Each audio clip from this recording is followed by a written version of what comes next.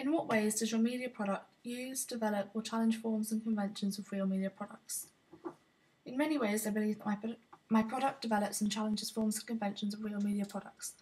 Firstly, the title of my film, Mistaken, was chosen due to the storyline of my opening sequence. It gives a basic idea of what the film's about, but without giving too much away.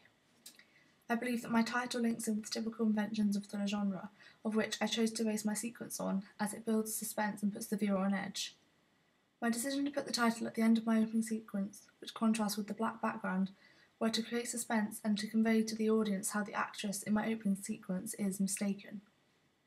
I believe that the effects used on my titles do not challenge any conventions because a fade-in/fade out is commonly used effect in the thriller industry and doesn't take away any emphasis on the footage behind.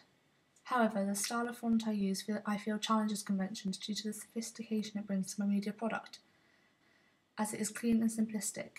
However, it still creates the tension needed for my introduction. All of the titles are easy to read, however, I use the white font as I believe it has many connotations which fit the thriller genre. The use of white titles are more distinctive and contrast with the colour in the background. Although I wanted to avoid taking the attention of the audience away through the use of titles, Adobe After Effects allowed me to create special effects on my titles. In the middle of my opening sequence, by adjusting the keyframes, I was able to create a tracking effect, which evidently allowed my title to look like it was moving with the figure in the frame. Locations are an important aspect in creating a successful film and can be used to distinguish between film genres. I feel the locations I choose fit in with the conventions of a real media product and fulfill the suspense I need to create a scary atmosphere. For instance, the opening shots at the beginning of my sequence have been included to highlight the location of the kidnapper, where he appears at his desk. In addition, the dark lane and muddy field emphasise the thriller genre, as the location is unknown to the audience, building suspense. My third location I filmed outside a restaurant/bar where my actress has spent the night out with friends.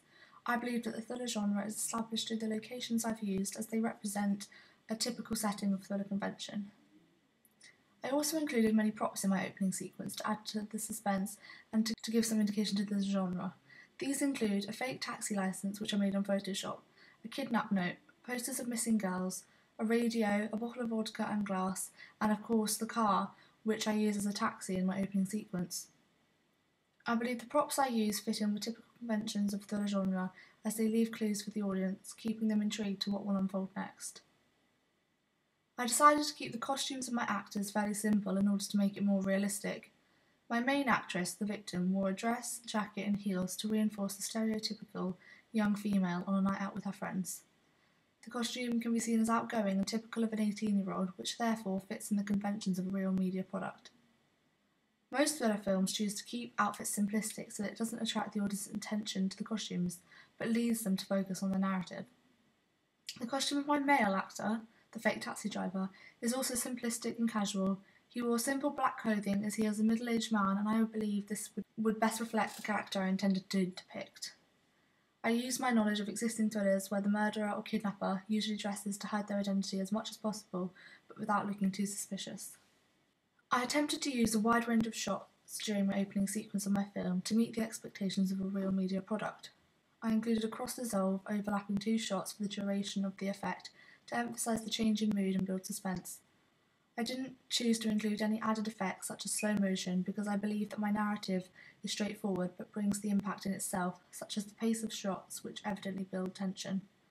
I also believe that my opening sequence challenges forms and conventions of the genre, as it includes a lot of ambiguity, leaving the audience filled with many possibilities behind the plot. The girl is taken in a fake taxi, but there was no reason behind it. Has it been planned over several months? What happens to the girl next? This leaves the audience intrigued and should therefore ensure that they should watch on. I think that my opening sequence clearly displays the thriller genre, as it is reinforced by the fast pace of shots, for example when the man walks to his car, which is a common convention used in thriller films, which heightens the suspense and tension. In addition, I feel my film supports conventional thriller genre through the age and style of my characters, as I have featured typical actors who normally feature as kidnappers and victims in thriller films. On the other hand, the characters in my opening sequence are introduced separately, and this consequently challenges the conventions of existing media products. It challenges conventions of existing media products as there is no direct relationship seen between characters and it is not obvious of the history of each characters or whether they have one or they don't. However, the relationships between characters can easily be established and understood by the sequence and order of shots used.